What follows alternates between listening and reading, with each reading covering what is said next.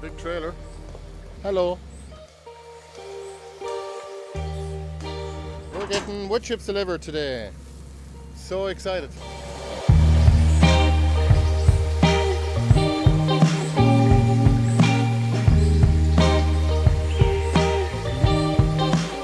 You ready to get to work now?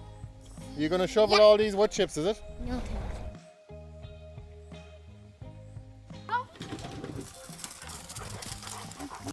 Are you the king of the wood chip pile?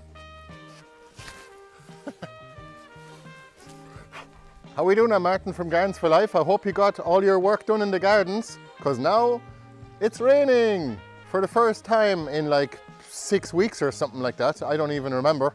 And the gardens are so dry and they weren't really affected. All of our perennials are actually fine during that drought. It didn't barely, I think it rained like once or twice in 8 weeks, and they're all doing fine, which is the Ben Falk way. We have been building our gardens to actually take serious adversity in the weather, like a 2 or 3 month drought, or maybe even extreme cold, just by covering the ground with wood chips. So it's all about the forest gardening, and we are turning all of our no-dig gardens on annual vegetables into forest gardens. Much lower maintenance and way more efficient and way more productive as well.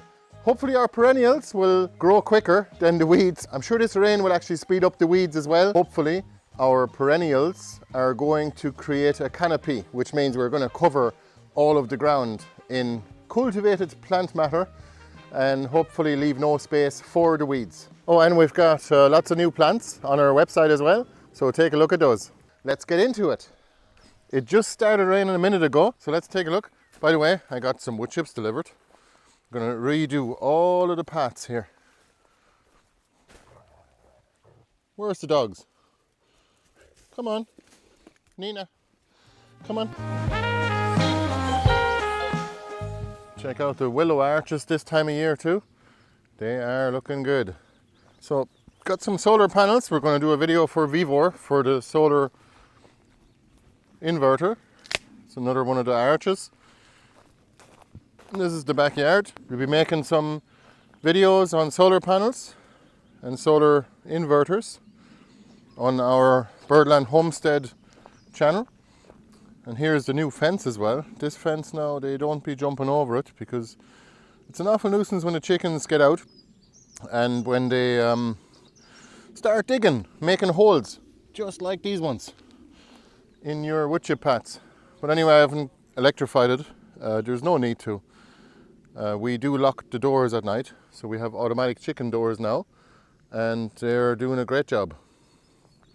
So let me just show you this garden here, because there's a lot of stuff going on here, and everything is so dry. Take a look at this. It is pure dust. Look at that. I've never seen it as dry in Ireland in my 26 years over here. But take a look at this. The garden is still looking good. Fairly lush.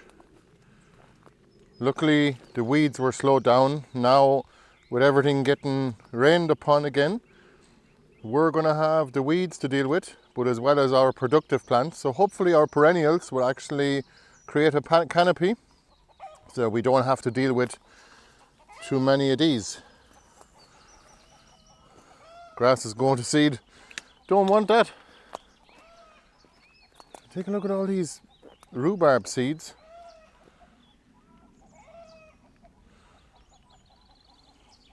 Amazing. Why is the rooster upset? The rooster's upset about something.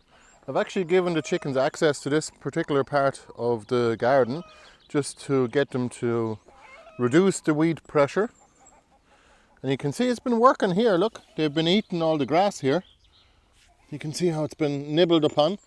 And they've definitely got a bit more work to do back here. This area has become quite weedy. But in general, the back garden is very, very productive, considering how little work we've put into it in the last 2 years. It's amazing. This is the perennial borage. Look how the size of the leaves on this. We'll give the rooster a minute. What is he upset about? What is going on with the rooster? What's he upset about? There's no reason to be upset. Will you be quiet? I'm trying to make a video here. Ah, one of the chickens is in here. As soon as one of the hens is upset, as soon as one of the hens is upset, the rooster is upset too. Even though there is no apparent reason why they should be. See, the chickens love a little bit of a forest garden. They love to hide under the bushes. That's their native habitat because they come from the jungle in China from a long time ago. Look at our oriental poppies. We'll try and make a little video before the rain really starts. It wasn't meant to start until about a couple of hours from now, but that's okay. See these josta berries here? They're doing really well. Let me show you some of the berries. Look at that. They're like kind of like a giant blackcurrant, although they look a bit like gooseberry before they get ripe, but they have a totally different flavour. But this garden here is going to turn into a forest garden, same as all the other gardens that I've been showing you in the videos. And we have a lot of insect activity here. We have elder flowers coming on now and the marshmallow. So soft, the leaves. Very useful to have. And the garlic scapes are also coming on now. See, this is elephant garlic. It's actually huge. And you can eat that part. You better harvest it, otherwise the plant's going to spend all its energy making seeds and flowers, and then you're not going to get a bulb. So I figured better remove all of the scapes every summer. Here's a fig tree from Galway. Thank you, Charles from the Bull on Ark, for the cutting. And we got some horseradish actually going to flower.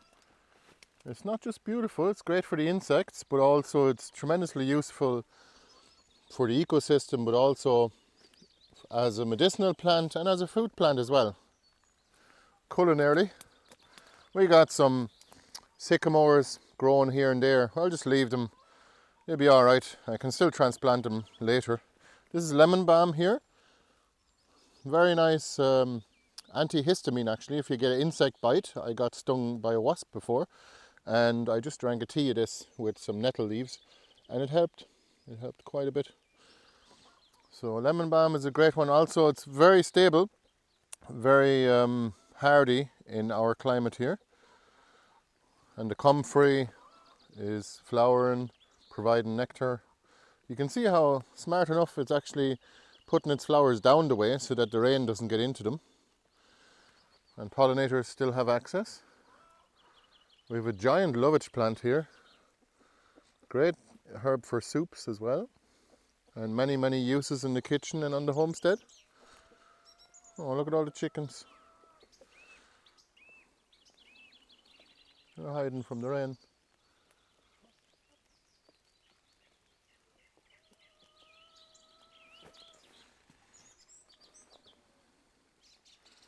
I've taken some of the garlic scapes already here. If you're interested in elephant garlic, we still actually have some available as part of our pre-sale, the allium pre-sale on our website. Take a look. Those are actually going to be harvested as soon as they come into season, same as all the Egyptian walking onions and the orphrey, which is a bulbous leek, and that'll be in July. So right beside our newer no-dig garden over here, which is well underway of being turned into a forest garden, we have our former pizza garden, which used to be a vegetable garden for growing annuals, and then I started adding in more and more perennials, and the birds threw in a few elder berry trees here, but also some raspberries. You can see here lots and lots of raspberry flowers coming on now this time of year. The bumblebees must be loving it. The currant flowers are already done, and you can see here we're going to get currants. There's a ton of black currants and red currants coming on already. So we're very happy about that. I gotta show you this. You gotta see this. Look at all the berries here.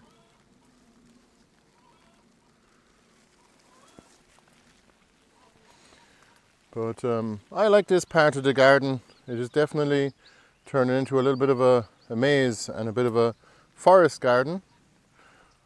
And we could definitely do with clearing the path just a bit. And take a look at that. It is so productive. It's literally mind-boggling, even to me. I've got... Oh, hello. How are we doing? Nina. Oh, good dog. You're a bit camera shy, are you? The other fella isn't. You don't mind the rain at all.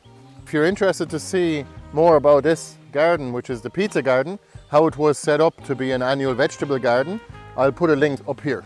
There's a compilation and a 3-part series as well. And how to turn it into a forest garden is obvious. You just plant some perennials every year. You plant more and more perennials and throw in a few trees as well, like fruit trees or berry trees. If you'd like to know more, take a look at our website. And if you'd like to book a course with us, we have just one type of course anymore, and that is how to grow food and other useful plants using no-dig and forest gardening, and how to start your own plants for self-sufficiency as well. Take a look at our website for dates on that. The next one coming up is on the 14th of June. See you next time. Thanks for watching. Bye bye. Oh, and we've got lots of new plants on our website as well, so take a look at those. What type of work are you going to get done during the rainy days in your gardens? Let me know in the comments below. I'm probably going to be starting lots of seed trays and working in the greenhouse in general.